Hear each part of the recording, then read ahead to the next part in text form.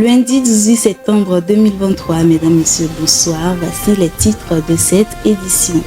Les candidates à l'élection du concours ambassadrice de l'environnement édition 3 ont procédé à une activité de salubrité publique à Lomé, une action qui prouve leur engagement dans la protection de l'environnement.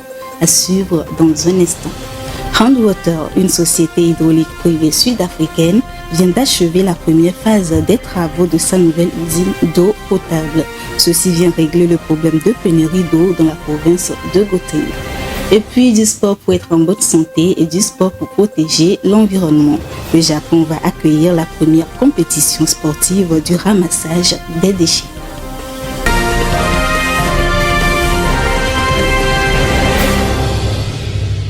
Bienvenue à tous. Montrer le bon exemple à la population et particulièrement à la jeunesse en faveur de la protection de l'environnement, c'est l'engagement pris par les candidates au concours ambassadrices de l'environnement Vision Planète Verte édition 2023. Et pour faire savoir cela, elles ont mené une activité de salubrité publique le samedi 16 septembre à Lomé. Comment s'est déroulée cette activité de salubrité? Viva Samana et Emika Gatche étaient sur les lieux. Voici le reportage. Les candidates en lice pour la finale du concours ambassadrice de l'environnement Vision Planète Verte édition 2023 ont marqué leur engagement pour la cause environnementale. Elles ont mené ainsi une activité de salubrité au quartier Novici, à Lomé, la capitale togolaise. Parties de la station d'essence MRS du dit quartier, ces jeunes filles dynamiques ont mis au propre les artères de ce quartier, passant par le siège de la représentation diplomatique de la République démocratique du Congo au Togo pour chuter devant l'Institut de formation et de recherche en développement durable, IFORD. Très enthousiastes, ces filles leaders sont porteuses de différents projets pour la protection de l'environnement. Cette activité de salubrité que nous avons fait ce matin le 16 septembre représente une opportunité de sensibiliser cette population-là à mieux arranger son environnement, leur démontrer que les sachets plastiques et les ordures sont vraiment néfastes pour notre santé. Mon projet est plutôt axé sur le reboisement, planter un nombre d'arbres pour pouvoir capter les empreintes. Si je suis élue, je compte sensibiliser la population, surtout les femmes qui sont beaucoup plus relayées hors de ces genres d'activités environnementales, sensibiliser les femmes, sensibiliser tout le monde à connaître les notions sur l'environnement. Nous sommes la génération actuelle et nous sommes la relève de demain. Et nous sommes aussi les futurs ancêtres de la génération à venir. Et nous avons la responsabilité d'arranger les choses aujourd'hui pour que les enfants de demain soient fiers de nous et que nous soyons fiers de nous-mêmes. Les candidats étaient présents, le comité était présent et avec quelques personnes aussi du quartier qui étaient présents et qui avaient aussi pris à cœur ce que nous étions en train de faire et qui ont décidé à la fin aussi des activités de faire cela chaque fois qu'ils auront aussi l'occasion. L'arbre, c'est le moyen par lequel nous allons plus protéger l'environnement. Le reboisement des plantes médicinales et des plantes en général parce que planter, c'est de purifier l'air, lutter contre la sécheresse, également l'inondation. Donc, je prévois par ce projet faire beaucoup de choses pour protéger notre environnement. Et pour cette nouvelle édition, quelques innovations ont été apportées afin de rendre l'événement plus grand. Cette année, on apporte beaucoup d'innovations et beaucoup de surprises dans l'organisation, surtout au niveau de la formation et de la prise en charge des jeunes filles, des candidates, et beaucoup d'innovations, surtout au niveau du rendu qui sera au Palais des Congrès ce 23 septembre. Malgré certaines difficultés rencontrées les années passées, le Comité international ambassadrice de l'environnement CIAE retient un bilan positif du mandat actuel qui connaît déjà son épilogue. On ne peut danser et s'apprécier parce qu'aujourd'hui, les résultats sont là, les tests le prouvent. Nous avons été les têtes couronnées les plus actives de Lomé parce que c'était notre mission, parce qu'il y avait un danger à éloigner en même temps. C'est notre environnement, c'est notre cadre de vie, l'amélioration de notre cadre de vie. Et celles qui ont été élues l'année passée ont fait vraiment du bon boulot. Et nous avons mené plusieurs activités. Il y a son projet de mandat qui a décollé malgré le retard. Nous avons également été très actifs en accompagnant le gouvernement toujours dans la campagne nationale de reboisement qui continue. Et c'est une occasion pour nous parce que l'objectif c'est d'impliquer tout le monde dans l'environnement et c'est sa mission. Nous avons fait plusieurs sorties, nous avons fait plusieurs communications, nous avons également mené plusieurs activités sur le terrain, que ce soit côté de reboisement, côté d'activités de salubrité publique et tout. Donc je peux me dire que aujourd'hui, nous avons un bilan satisfaisant de ce côté. Elle a fait du bon boulot et j'espère seulement que celles-là aussi qui seront là pour le nouveau mandat vont essayer également de relever le défi à leur niveau parce que c'est l'engagement qui compte, c'est le résultat, c'est l'impact. Ainsi, à quelques jours de la soirée qui va consacrer une nouvelle reine de l'environnement, les partenaires sont félicités et invités à mieux soutenir l'organisation. La population est également invitée à faire massivement le déplacement pour venir soutenir les candidates et découvrir la nouvelle ambassadrice de l'environnement Vision Planète Verte édition 2023. Nous faisons un grand appel à toute la grande population de Lomé et de ses environs pour faire le déplacement du palais des congrès de Lomé. Pour plein de surprises, il y a des candidates qui portent plusieurs projets.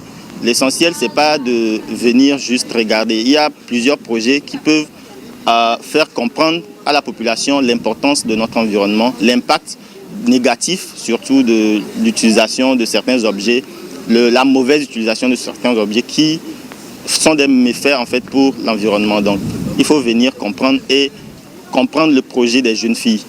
Le rendez-vous est donc pris pour le samedi 23 septembre au Palais des Congrès de Lomé. Le Gabon tente de renforcer la lutte contre le braconnage afin de préserver des espèces fauniques en péril. Cependant, cette initiative n'est pas acceptée par tous. Les habitants dénoncent cette mesure de l'État car elle porte en tête à leurs conditions de vie. Irène Papadina pour les précisions. Un barrage routier à Lastroville, à 500 km au sud-est de Libreville, la capitale gabonaise, a été installé par des agents des eaux et forêts. Ils inspectent de fond en comble les véhicules à la recherche de gibier ou d'armes. Pour cause, la localité est l'une des plus touchées par le braconnage au Gabon. Nous avons peut-être pu constater qu'il y a une forte activité de braconnage dans ces zones et donc il fallait bien qu'on soit présent sur le terrain pour pouvoir réguler ces activités-là. Des véhicules des compagnies d'exploitation forestière souvent utilisés par des braconniers pour le transport de leur butin font aussi l'objet des fouilles. C'est nécessaire parce que nous avons beaucoup d'animaux dans la zone et puis nous avons des autochtones. C'est vrai que les gens essayent de vivre de ça, mais il y en a qui en font un peu plus. Je crois que c'est souvent bon. En 2002, le pays a mis en place un réseau de 13 parcs nationaux couvrant 11% de son territoire. Pour des habitants comme Hélène Bonga, agricultrice, cette initiative de l'État n'est pas la bienvenue car les pachydermes détruisent leurs plantations. Donc c'est les éléphants qui sont importants que nous. Donc nous là on va maintenant mourir. Comme ils viennent maintenant nous manger la nourriture au village, nous on n'a pas les moyens, nous on ne travaille pas. Je n'ai pas l'argent pour acheter le riz. La plantation est finie. Les populations sont souvent sensibilisées aux restrictions de la chasse. Mais la cohabitation hommes-animaux est encore loin d'être pacifique dans le pays. On peut le préserver. Mais moi, je vais à l'embrousse. Un gorille va m'affronter. J'ai mon fusil. Je vais le laisser. Un éléphant qui ravage ma plantation. Pensez-vous que j'ai ma balle dans mon canon? Je vais avoir pitié de cet éléphant? Selon l'Union internationale pour la conservation de la nature, le nombre de cette espèce a baissé de 86% en 30 ans sur le continent. Ainsi, les pachydermes d'Afrique figurent désormais dans la catégorie danger critique d'extinction de la liste rouge des espèces menacées. Toujours dans la lutte contre le braconnage, le plus grand élevage mondial de rhinocéros en Afrique du Sud est acheté par l'ONG Africa Parks. Pour l'organisation, cet achat est une obligation mondiale pour sauver ces animaux en déclin. Cette entreprise d'élevage avait été mise sur pied par un millionnaire avec pour objectif de sauver les rhinocéros du braconnage. Afietou Berekou nous fait le point. L'ONG African Parks achète le plus grand élevage de rhinocéros au monde implanté par un millionnaire en Afrique du Sud. Ouvert en 2019 par John Oum, le richissime homme d'affaires de 81 ans avait pour but de sauver les rhinocéros du braconnage. Mais les différentes difficultés endurées après 3 mois de son vaste projet vont lui pousser à mettre sa propriété aux enchères. La vente avait pour cible un millionnaire capable de prendre la relève de cet élevage. Lors d'un entretien avant la mise en vente de son entreprise d'élevage, il affirme que le levage des rhinocéros est un loisir coûteux. Il dit avoir investi plus d'une centaine de millions dans cette opération. Le PDG de l'organisation African Pax, Peta Fienhead, explique avoir obéi une obligation morale de trouver une solution pour ces animaux sauvages en déclin, même si ce dernier n'avait jamais eu l'intention de devenir propriétaire d'une entreprise d'élevage de 2000 rhinocéros en captivité. L'ONG est soutenue par le gouvernement sud-africain et des organismes de conservation ainsi qu'une aide financière pour le rachat, mais la somme déboursée reste confidentielle. L'ONG African Pax est une organisation à laquelle est lié le prince Harry de Sussex et qui gère une vingtaine de parcs protégés sur le continent. Elle est désormais propriétaire de 7800 hectares de terrain situés à moins de 200 km au sud-ouest de Johannesburg. Ces 2000 rhinocéros blancs seront transférés dans ce parc, ce qui représentera environ 15% de la population mondiale de cette sous-espèce. En Afrique du Sud, la Randwater achève la première phase des travaux de sa nouvelle usine d'eau potable située près de la station de potabilisation de Zuckerborch dans la province de Gauteng. À ce stade, l'installation affiche une capacité de production de 150 000 m3 d'eau potable par jour. Regardez. La compagnie publique sud-africaine Randwater, qui fournit de l'eau potable à plus de 16 millions de personnes dans la province de Gauteng, dans certaines parties du Mpumalanga, dans l'État libre et dans le nord-ouest de l'Afrique du Sud, augmente progressivement sa capacité de production. L'entreprise a récemment achevé sa première phase des travaux de sa nouvelle usine d'eau potable située près de la station de potabilisation de Zuckerborch dans le Gauteng. À ce stade, l'installation fournit 150 000 m3 d'eau potable par jour, complétant ainsi l'approvisionnement des populations et des industries. La deuxième phase des travaux de l'usine d'eau potable est déjà en cours et devrait permettre d'augmenter la capacité de production de la Randwater qui sera portée à 1,2 million de mètres cubes d'eau potable, garantissant la sécurité hydrique des populations. Pour sécuriser l'approvisionnement en eau potable des habitants dans le Gauteng, la Randwater a également lancé en mars 2023 la construction de 12 réservoirs pour améliorer le stockage de la ressource à l'horizon 2028. Les futures installations sont estimées à une capacité de 1,53 million de mètres cubes d'eau supplémentaires par jour et seront situées dans plusieurs banlieues de Gauteng.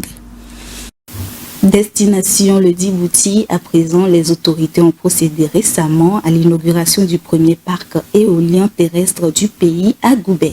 Ce parc est construit dans le cadre d'un partenariat public-privé. C'est la plus grande installation de production à grande échelle d'électricité propre de ce pays. Regardez. Le parc éolien situé à proximité de la baie de Goubet est équipé de 17 éoliennes installées par Siemens Gamesa. Il couvre une superficie de 395 hectares près de l'anse de Goubet, dans la région de l'Arta, le long de la frontière avec la région de Tadjoura. Les turbines sont portées par des mâts de 150 mètres de hauteur. L'électricité produite est évacuée via une sous-station de transmission aérienne de 5 km. Le parc permettra d'éviter les émissions de 252 500 tonnes de dioxyde de carbone par an, soit l'équivalent de 55 000 bus. D'après le directeur général de Red Sea Power, le Djibouti est un pays entièrement desservi par les importations de combustibles fossiles et d'électricité. Il faut des solutions d'énergie renouvelable à grande échelle pour accroître la résilience au changement climatique. Actuellement, Djibouti affiche une capacité installée de 126 MW entièrement issue des énergies fossiles, dont moins de la moitié est opérationnelle selon Power Africa. Le pays importe une partie de son électricité auprès de son voisin Éthiopie. C'est dire que le parc éolien de Goubet, qui a nécessité un investissement de 122 millions de dollars, permet à Djibouti de gagner en autonomie sur le plan énergétique. Et la France qui fait face à une grave sécheresse entraînant des pénuries d'eau dans le pays. Près de 190 000 communes sont privées d'eau potable à cause de la sécheresse qui touche particulièrement les nappes phréatiques du pays. Viva Samana. Souvent constatés dans les pays sous-développés, les problèmes environnementaux et vitaux tels que la sécheresse et l'accès à l'eau potable sont retrouvés dans les pays dits développés. C'est le cas de la France où près de 200 communes sont privées d'eau potable. En effet, près de 2/3 des nappes phréatiques du pays sont à un niveau inférieur aux moyennes de la saison, malgré un été 2023 très pluvieux. Dans une interview accordée aux médias français Libération, le ministre français de la Transition écologique Christophe Béchu affirme que la crise de l'eau n'est pas encore passée. Ainsi, 40 000 personnes sont privées d'eau potable dans l'Hexagone, a fait remarquer le ministre. Notons que l'année dernière, à la même période, 700 communes étaient affectées par ce problème de pénurie d'eau en France. Les principales zones touchées par cette crise d'eau se situent sur le bassin méditerranéen, dans le couloir rhodanien, mais également en Bretagne. Cette situation démontre le degré du problème de l'accès à l'eau potable dans le monde et particulièrement au pays du fromage. Restons dans l'Hexagone, un projet de déforestation au profit des habitations fait polémique dans le pays. Des militants écologistes occupent un terrain de 20 hectares près de la ville de Marseille pour empêcher les travaux de construction de 150 villas de luxe. Les opposants du projet trouvent que cela entraînerait la destruction de cet espace qui abrite de nombreuses espèces protégées. Retrouvons Vivace Amana. Les écologistes français disent non à un projet de construction de villas de luxe près de la ville de Marseille. Et pour démontrer leur opposition, ils se sont rendus sur le site des travaux pour arrêter les engins de construction. Les motifs avancés par ces écologistes sont principalement l'absence d'autorisation pour les travaux et la destruction de 20 hectares de forêt qui abritent de nombreuses espèces protégées. Protégés, comme par exemple la zygène cendrée, on a des oiseaux, le serin cynique dont les populations s'effondrent de 42% sur les 20 dernières années, on a des reptiles, on a un milieu qui est très riche, on le sait, il serait temps que la préfecture se réveille pour faire appliquer la loi tout simplement. Le projet est porté par un riche golfeur de la région qui veut étendre son espace de lotissement. La mairie de Fivaux, dans laquelle se trouve la forêt qui fait l'objet du litige, s'oppose également à ce projet. On n'a pas assez de logements sociaux, on n'a que 6% alors que vous savez il faut 25%. Et du coup, avec 130 logements pas sociaux du tout en plus, on va être encore plus carencé. Depuis une semaine, une vingtaine d'écologistes et de riverains sont sur le site pour mettre en arrêt les travaux. Plusieurs recours sont déjà déposés contre les porteurs du projet. Sur le terrain, les opposants disent continuer leur manifestation tant que le projet n'est pas officiellement suspendu par les autorités compétentes. La fourmi de feu, redoutée pour ses piqûres douloureuses, s'installe en Europe. Selon les chercheurs espagnols et italiens, la nature de cet insecte invasif fait d'elle la cause de l'extinction de 60% d'espèces animales et végétales. Léon Sago. Encore appelée fourmi électrique, la fourmi de feu est une espèce invasive qui représente un danger pour l'environnement. Une étude scientifique faite par des chercheurs espagnols et italiens en a indiqué 88 nids en Sicile. Selon eux, ces fourmis exotiques de couleur rouge foncé pourraient se répandre à une vitesse alarmante sur l'ensemble du territoire européen, a publié la revue scientifique Current Biology. Il est à souligner que cette fourmi est appelée fourmi électrique en raison de la douleur vive et redoutable de sa piqûre. Elle peut se propager d'un pays à l'autre en voyageant dans des végétaux et dans les plantes décoratives exotiques exportées à travers le monde. Elles ont déjà colonisé l'Australie, la Chine, le Mexique et les États-Unis. Les auteurs de ces études affirment également que 50% des zones urbaines, notamment 7% en Europe, possèdent désormais les conditions climatiques qui conviennent à cette fourmi de feu. Ceci rend urgent la destruction des nids repérés à l'image de la Nouvelle-Zélande, pays modèle en la matière. Il est important de noter qu'au-delà du risque de piqûre, la plus grande crainte est que ces fourmis s'attaquent aux insectes locaux et nuisent aux populations des reptiles, d'oiseaux et de petits vertébrés. Elles provoquent également des dégâts dans les cultures et peuvent infester certains équipements, a indiqué la base de données mondiale des espèces invasives. La plateforme intergouvernementale scientifique et politique sur la biodiversité et les services écosystémiques rappelle la nécessité d'une mobilisation internationale urgente pour la lutte contre ces espèces invasives, étant donné qu'elles représentent 60% des extinctions de plantes et d'animaux dans le monde. Je vous l'annonçais en titre, le Japon va accueillir une Coupe du Monde, mais pas comme les autres. On parle de Spagomi, une première compétition sportive du ramassage des déchets. Elle se tiendra du 20 au 23 novembre prochain à Tokyo. Plusieurs pays seront représentés. Plus de détails avec Rafietou Bereko. Les Japonais organisent une Coupe du Monde. Ce n'est pas pour jouer au ballon, mais c'est pour compétir dans le ramassage des déchets. En préparation depuis des mois, cette compétition va enfin se dérouler à Tokyo, la capitale japonaise.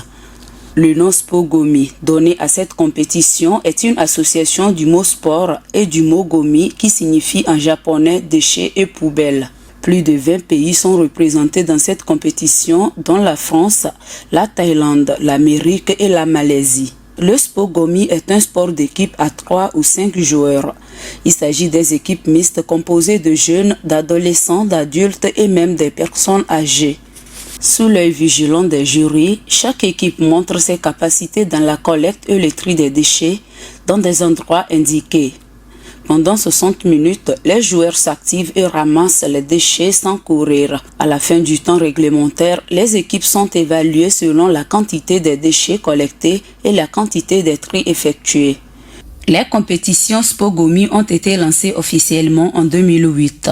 Pour la première fois, elles vont prendre la forme d'une Coupe du Monde qui se tiendra en novembre 2023 au Japon. Ainsi prend fin ce rendez-vous de l'actualité environnementale. Merci de votre fidélité sur Green TV International. Bonne suite de nos programmes.